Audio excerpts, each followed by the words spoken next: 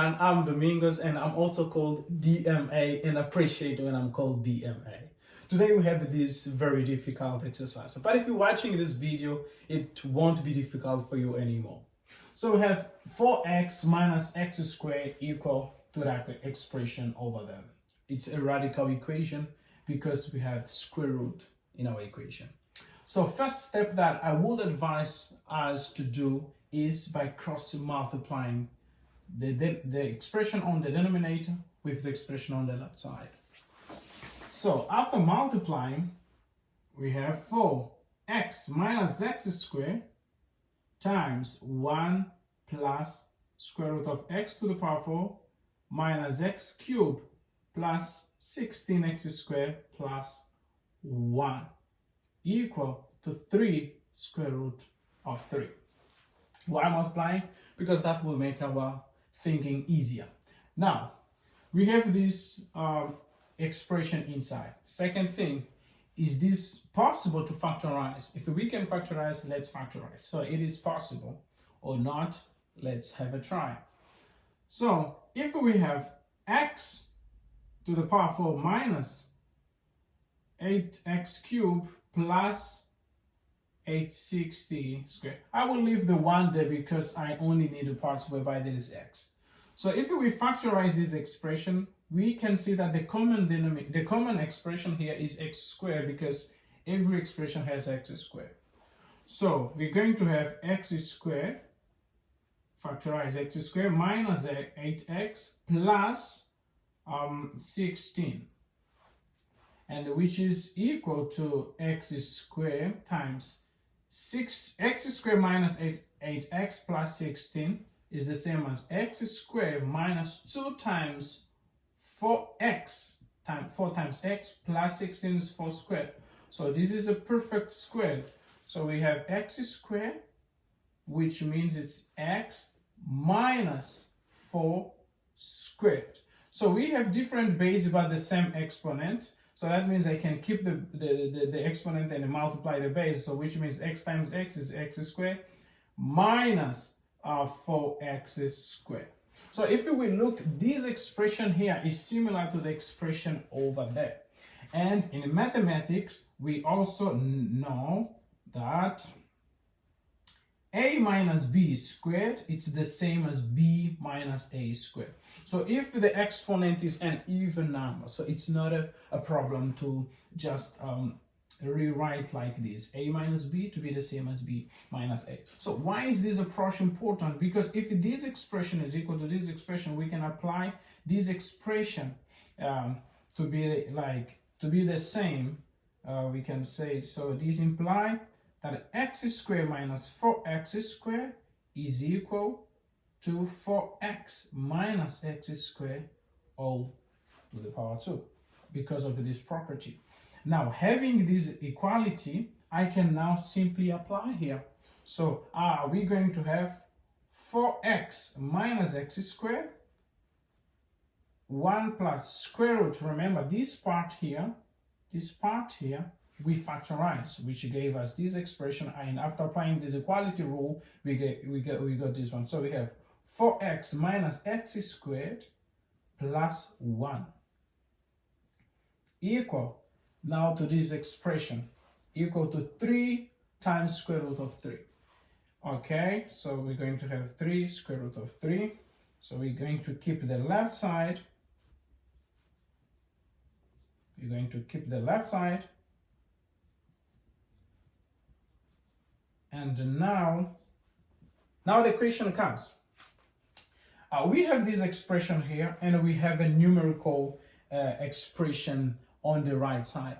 So one advice is for us to apply the functional rule, which we applied in the previous video. We have to transform this expression to be similar to this one. So what do we have? Here we have a sum expression times 1 plus square root of this expression squared plus the same one. So that means, first of all, I need to keep square root of 3. So I will have square root of 3 times this 3. If I want to transform into this expression, I can say I have the 1, which is this one, plus square root of. If we look, we have this expression inside square. So that means this expression that is outside, which because square root of 3 is representing now this number, this expression, I mean. So we're going to have this expression inside squared because it's what we have here, this expression inside square. So I have this expression here squared. And we have plus 1, so plus 1. Now, square root of 3 to the power 2 is simply 3, plus 1 is 4, square root of 4 is 2, plus this 1 goes back to 3. Now, when we have this equality now, we can apply, we can see now, this expression times 1 plus the square root of the same expression square plus 1. So, we can say we are in the presence of a function f of x equal to x, some expression, times 1 plus square root of the same expression, x squared plus 1. So this equality reminds me this function, the equality of function. But now, how do I get those square root of 3 and 4x minus x? So it's simply by stating, then I have now two other functions, which is g of x equal to 4x minus x squared because of the left equality, and I can say b of x equal to square root of 3. Okay, after having now b of x equal to square root of 3 and having this expression, now we can simply carry on by solving it. So we can say then f of g of x equal to f of b of x. So if we check this expression, if we substitute g of x in f, g of x is this expression. If I substitute in f, I'm going to have the left expression. And if I substitute b of x, which is this expression in here, in f, here I'm going to have this expression.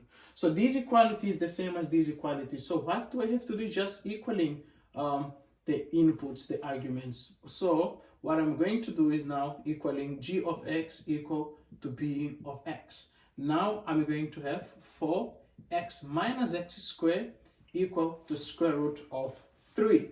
Now I can multiply both sides by -1. I have x squared minus 4x equal to negative square root of 3. I can send this side to come add. So I'm going to have this expression equal to 0. So this is a quadratic equation. To solve it, we can simply apply quadratic formula. So x squared is going to be minus b, which is 4 plus or minus square root of minus 4 squared, which is 16 minus 4 times ac, which is square root of 3 over 2 times 1. So x is going to be 4 plus or minus. Here I have 4 squared, here I have 4. I can factorize 4, which is going to be 2 outside. Here 4 minus square root of 3 over 2. If I factorize 2, I can simplify with this 2. So I'm going to have here left with 2 plus or minus square root of 4 minus 3.